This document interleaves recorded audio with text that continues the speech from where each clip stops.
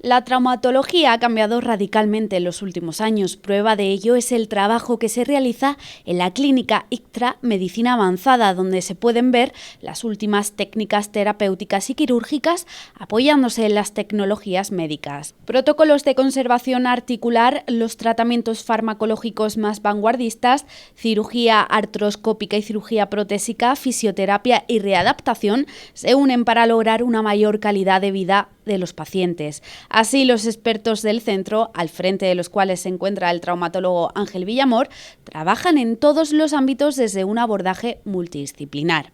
Se trata de estimular la capacidad del cuerpo para curar las lesiones y acelerar su reparación con las nuevas técnicas. Se apuesta por la fisioterapia especializada con disciplinas como la osteopatía, la quiropraxia, terapia miofascial, puntos gatillo, punción seca, kinesio-tapping, entre otras. Y se apoya también la nutrición y no se olvida la podología. Esto, en combinación con los tratamientos farmacológicos y quirúrgicos, suponen el abordaje del paciente reumatológico, donde el objetivo es minimizar y frenar el daño articular. Además, se pretende dar un abordaje global ofreciendo formación en medicina preventiva para los pacientes. Todo ello se complementa con la perspectiva de ejercicio y salud en medicina deportiva, pero ¿cómo han cambiado todos estos tratamientos en los últimos años? ¿De qué manera ha cambiado la cirugía artroscópica? Ángel Villamor habla con Salud TV al respecto. Pues recientemente se celebraba el Porto Hip Meeting 2016, del que eres director, y bueno, ¿cómo se ha estructurado todo esto y qué cosas nos puede resaltar de este encuentro? Bueno, este encuentro es un encuentro que busca principalmente la vertiente práctica de la cirugía de cadera. La cirugía de cadera es una cirugía muy protocolizada y muy asumida y muy agradecida como algo muy satisfactorio creado en el siglo XX, la prótesis de cadera, pero yo creo que había que darle una vuelta y en estos últimos 10 años estamos con estos cursos intentando pues afinar en técnica quirúrgica, en planificación y no quedarnos anclados en lo que se ha vivido en estos años de la satisfacción de qué bien van las prótesis, ¿no? De hecho, ya no estamos hablando de rescatar a pacientes, ¿no? Estamos hablando de un paso antes en este momento. Sí, efectivamente, como decíamos, las prótesis han mejorado, es una cirugía muy satisfactoria, pero han mejorado, han evolucionado y ahora ya no la estamos aplicando, como tú bien dices, como un rescate a esa persona mayor que ya no podía caminar, ¿no? Ahora es una cirugía que está dando calidad de vida a personas que se ven mermadas por dolores o por lesiones de cadera. De manera que, como te explicaba, hay que afinarla mucho más. Nos vamos dando cuenta con la práctica en estos años, aplicando a este tipo de paciente, que había detalles que se podían mejorar. La cirugía mínimamente invasiva, que intenta hacer menos daño cuando pones la prótesis y también deja menos daño. No has abordado los tejidos de un modo tan agresivo y de esa manera tienes menos probabilidades de dejar daño en la cadera del paciente cuando le has puesto la prótesis. El planificarla con la mayor fineza posible pues también es algo que seguramente ha surgido en estos años a raíz de empezar a ponérsela, como estabas bien apuntando, a gente más joven, ¿no? Que te la va a solicitar y la va a necesitar pues de un modo mucho más preciso cuando se va a poner a hacer actividades físicas que antes no hacían las prótesis que se ponía a ancianos. O sea, que es un mix de todo que está haciendo que todo esto avance tremendamente, ¿no? Porque ¿cómo ha cambiado? Estamos hablando de la última década, de esos cambios que se han experimentado de forma tan significativa. Ha cambiado mucho, mucho, mucho. Como te decía, en cuanto a la calidad de las prótesis y el diseño de las prótesis, el avance es abismal. Ha empezado ya a haber una colaboración en esta última década entre médicos e ingenieros. Nosotros colaboramos con un par de empresas americanas a las que les aportamos y vienen a cuestionarnos si se puede mejorar el diseño y después, por supuesto, en materiales, ¿no? En cuanto a la prótesis se ha mejorado muchísimo, en cuanto a los abordajes mínimamente invasivos, en cuanto a la planificación también. Y después ha habido un hecho muy importante y que formaba parte, seguramente era el 50% del curso del Porto Hip Meeting, que era la artroscopia de cadera. La artroscopia de cadera, que también se ha desarrollado en este último siglo XXI, nos ha dado una sutileza en la exploración, en el conocimiento de la cadera que no teníamos antes. Lesiones que no sabíamos identificar y, bueno, pues pues definíamos como inicio de artrosis. Ahora que entramos con la cámara dentro de la cadera, que podemos diagnosticarlas y podemos sobre todo solucionar muchas de ellas antes de que lleguen a una artrosis, pues esto nos ha dado también una visión muy diferente de la cadera como era antaño, que como te decía, nos habíamos anclado en la bonanza, en el beneficio de la prótesis, y ahí nos habíamos quedado con esa satisfacción sin meternos más a fondo como estamos haciendo ahora. O sea que incluso podemos ir un paso antes, ¿no? Con todas estas técnicas se ha solventado o se ha venido un poco a dar un paso previo con el tema del diagnóstico incluso y de conocer más la propia, cómo evoluciona o qué patologías, ¿no?, hay previas a... Justo, efectivamente. Fíjate hasta qué punto que ha surgido la inquietud que nosotros incluso nos hemos metido en ecografía también, y ahora tenemos el ecógrafo en consulta constantemente. Hemos ido dándonos cuenta de que hay lesiones en la cadera que asumíamos como, bueno, pues está empezando a desgastarse, y que son muchas y diversas patologías distintas que metíamos en un cajón desastre, sin lugar a dudas, y que ahora pues podemos llegar a diagnosticarlas con procesos diagnósticos como el ecógrafo, que antes no teníamos en la consulta. La artroscopia de cadera, por supuesto, también nos da con muchos diagnósticos de estos, aunque como también te decía, ya que es un método invasivo, quirúrgico, pues intentamos hacerla no solo como diagnóstico, sino también como terapéutica, ¿no? Pero hemos empezado a descubrir un montón de patologías preartrósicas, un montón de lesiones que a lo mejor no se pueden definir ya ni como preartrosis, pero que si las dejabas evolucionar acababan generándola, y que nos está ahorrando pues cirugías mayores como la prótesis en muchos casos. Es la medicina de precisión, ¿no? Se puede llamar, y en un momento además en el que la sociedad envejece y todos queremos estar hasta lo máximo posible, ¿no?, en un aspecto pues adecuado, una salud ósea pues adecuada.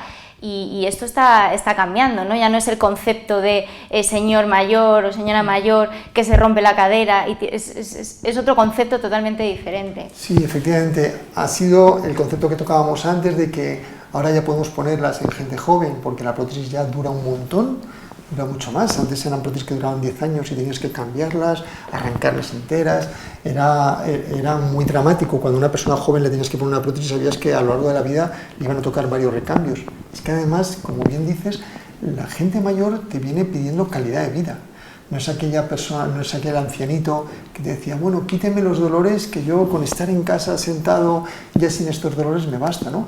Es que la gente mayor ahora está haciendo deporte, está haciendo actividad física, ¿no? Entonces, esto ha sido una de las demandas más importantes en cuanto a la evolución que estamos viviendo, ¿no? No podemos ponerle a un paciente algo para quitarle el dolor, sino que es que quiere que funcione bien y quiere que le dé para seguir haciendo la actividad que hacía anteriormente.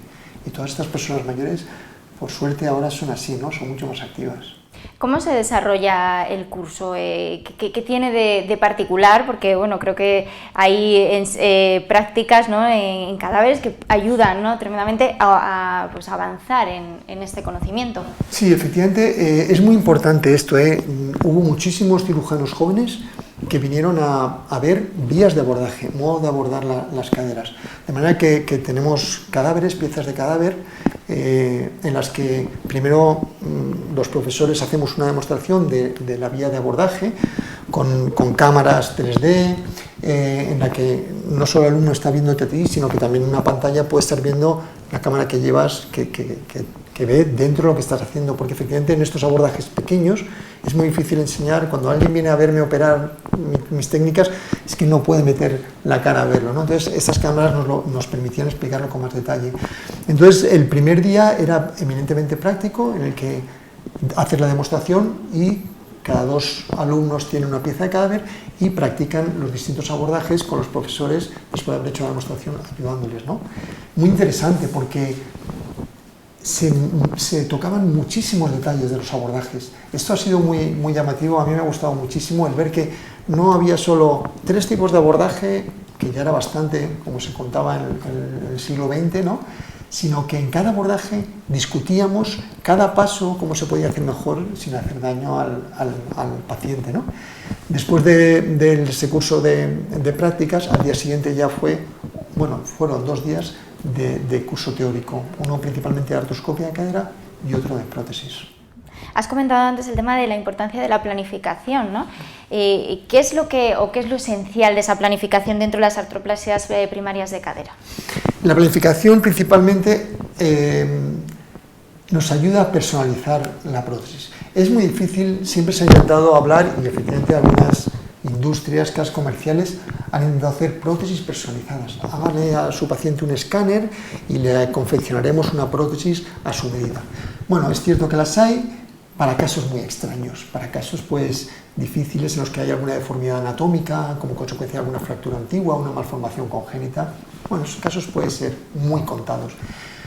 Para el resto de los pacientes tenemos unas prótesis estándar, con distintas medidas, distintos grosores, pero que son estándar. Pero no hay nadie estándar. De manera que, ¿qué ocurre? Que tenemos que personalizar el modo de colocarlas.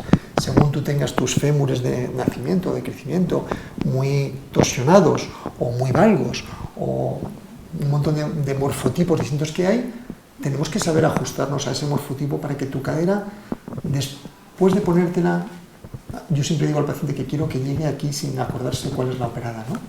La planificación principalmente hacemos hincapié actualmente en todo esto. ¿Cómo podemos analizar con pruebas diagnósticas, radiológicas y escáner cuál es la peculiaridad de la forma de tu cadera, y con mi cadera estándar, con mi prótesis estándar, colocarla de manera que quede del modo más preciso posible, remede o sustituya a tu cadera y, como te digo, se comporte de la misma manera que tu cadera previa o tu cadera contralateral. Bueno, ahora que se habla tanto de las impresoras en 3D y todo esto, igual se habla aquí un mundo aparte, ¿no? Para el tema de las prótesis también. Sin lugar a dudas, hemos empezado ya con la impresora 3D cuando tenemos algún caso complicado, como decíamos anteriormente. Es muy difícil con pruebas radiológicas tener una precisión 100%, es verdad que tenemos escáner tridimensional en el que tú estás viendo la cadera del paciente y la puedes girar en el ordenador y tomarle medidas, pero el tenerla en la mano el día antes de la cirugía es fantástico. Nosotros lo hemos hecho en alguna fractura compleja, por ejemplo, ya no son caderas, sino que son deportistas, pilotos de motociclismo con estallidos importantes. El poder tener el día antes de la cirugía en tus manos cómo son los fragmentos y qué vas a tener que ir poniendo es fantástico, ¿no? Pues también se está haciendo en este tipo de casos, como decíamos, de caderas difíciles. El tú poder tener en tu mano cómo es la cadera del paciente que vas a abordar al día siguiente te da muchísimas ventajas, y la impresora 3D te da estas posibilidades. Que después lleguemos a que esas impresoras nos hagan la prótesis para el paciente, yo creo que es un paso que ya se está practicando, por ejemplo, en ingeniería del motor y todo, ¿no? Yo creo que se tiene que acabar haciendo. Este conocimiento que ya se tiene también en la artroplasia de cadera, me imagino que también se puede transponer a otras áreas, ¿no? También a rodilla. Sí. ¿Cómo se está conjugando también todo esto? ¿Va en la misma línea? ¿Vamos avanzando a la vez? Sí, sin lugar a dudas, en prótesis de rodilla, por ejemplo, el abordaje mínimamente invasivo que hacemos en cadera, la misma filosofía hace 10 años que estamos trabajándola, ¿no? Se trata de intentar eso, hacer el menor daño posible. Es un concepto muy fácil que muchos dicen, bueno, ¿cómo puedes hacer menos abordaje? Bueno, simplemente con el concepto de el hacer una ventana enfocable a donde estoy trabajando, ya estás ahorrando mucho abordaje, ¿no? En vez de abrir de par en par una rodilla o una cadera, pues lo que estamos haciendo con la mínimamente invasiva es, bueno, puedes buscar sitios distintos a los habituales para entrar, pero también con el abordaje habitual te das cuenta de que si tú vas orientando la ventana que has hecho donde estás trabajando, estás ahorrando mucha incisión. Pues efectivamente en rodilla se está haciendo de la misma manera, y quieras que no, en medicina y en cirugía, todo lo que sale nuevo lo vamos aplicando a todo lo que podemos, ¿no? Y en ese aspecto los abordajes, como decíamos, la personalización que tú puedes poner con tus manos a la cirugía, y no solo basarte en la prótesis de cadera, la prótesis de rodilla o la placa de síntesis que te da el mercado, ¿no? La industria, no basarte solo en eso, sino basarte en cómo tú puedes personalizar todo eso. Es lo que yo creo que se está moviendo en estos años y en estos cursos. Hay otras técnicas también que se están utilizando, pues veíamos antes la sal blanca, ¿no? Donde se hacen, pues se utiliza la propia sangre, ¿no? de los pacientes. ¿Cómo está también aportando todo esto a ese mundo y a esa recuperación, ¿no? También de los tejidos de la cirugía? Sin lugar a dudas, el uso de células madre, de factores de crecimiento, que es lo que hacemos en la sala blanca en la clínica, está muy avanzado ya. En veterinaria está muy investigado, siempre lo digo porque hay médicos que te dicen, bueno, pero esto ¿hasta qué punto ayuda? Digo, bueno, los veterinarios son los que a nosotros nos están supervisando muchas cosas y nos están aportando más, ¿no? Están demostrando que acelera ese proceso de curación. Lo que estamos haciendo es simplemente las células o los factores que tienen tu propia sangre para curar un tejido, los estamos concentrando y se los volvemos a poner en el sitio donde queremos que actúen, ¿no? Y eso está acelerando muchísimo el proceso de consolidación de fracturas.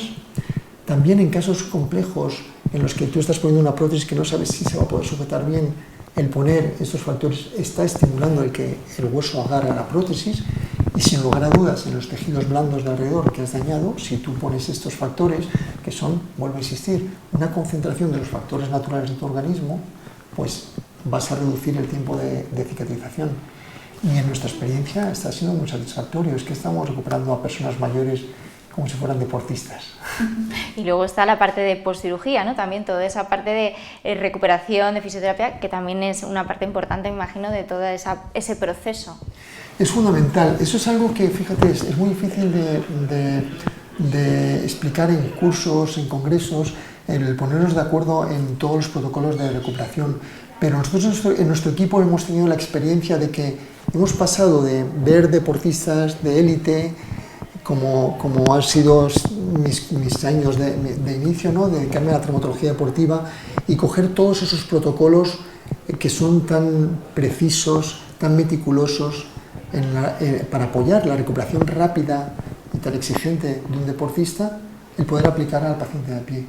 Y eso está siendo fundamental. En los últimos 10 años nuestros pacientes lo han notado muchísimo y cuando les dices, no, es que esta prótesis en 1 o 2 meses va a estar recuperado. Entonces te dicen, no, pero si esto eran 6 meses. Bueno, es que el día siguiente el fisioterapeuta está con el paciente. Nuestros fisioterapeutas preparan muchas veces al paciente para el posoperatorio antes de haberse operado. Imagínate algo tan sencillo como enseñar a una persona mayor a andar con muletas antes de operarse. Cuando se despierta de la cirugía o al día siguiente de la cirugía le levantas y dices, bueno, vamos a moverte, estás operado. Si a ese susto, a ese dolor de haberse operado le has quitado, además, el tener que aprender a usar las muletas porque ya ha aprendido antes, eso es un logro importante. Y este es un detalle de muchas de las cosas que vamos haciendo desde el primer día con el paciente, ¿no? La propiocepción, el equilibrio, conceptos que hemos desarrollado mucho con el deportista y que ahora, aplicado al ancianito, incluso que le has puesto una prótesis, te hace que vaya todo mucho más rápido y mucho más fácil para él. Si pudieras sacar una bola de cristal aquí, ¿cuál creerías que sería un poco lo que viene, lo que va a haber dentro de unos años con todo lo que viene, lo que hemos visto que ha habido ya en estos últimos, ¿no? Estamos, como sabes, locos en traumatología por recuperar el cartílago. La artrosis, es desgaste del cartílago, las lesiones de cartílago en deportistas. Estamos en todos los frentes peleándonos por intentar regenerar ese cartílago, ¿no? Con las células madre, con los factores de crecimiento, se están buscando mallas donde hacer crecer células del cartílago para ponerlo. Es un tejido muy difícil porque en realidad tiene muy pocas células, casi todo es matriz. Es un tejido que está diseñado para soportar peso y fricción. Si tuviera muchas células, morirían en su trabajo, ¿no? De manera que no solo con cultivar células y ponerlas en una malla ya tienes un cartílago, hay que generar esa matriz, ¿no? Ahí es donde estamos todos investigando y yo creo que lo demás lo tenemos bastante pulido, aunque nunca es suficiente, y la demostración son estos cursos, como decía al principio, que las prótesis que las teníamos como algo ya fantástico del siglo XX, nos estamos dando cuenta de que había que darle alguna vuelta para mejorar. Pues lo mismo te digo, ¿no? Yo creo que eso está más o menos pulido, pero en el desarrollo del cartílago no están todas las dimensiones puestas y tiene que acabar saliendo algo. Y bueno, ya para acabar un poco, tolerancia cero al dolor de las articulaciones, ¿no? Porque parece que durante muchos años se ha estado, pues eso, la edad, tal. Hoy en día esto no puede ser así, ¿no? Efectivamente, efectivamente.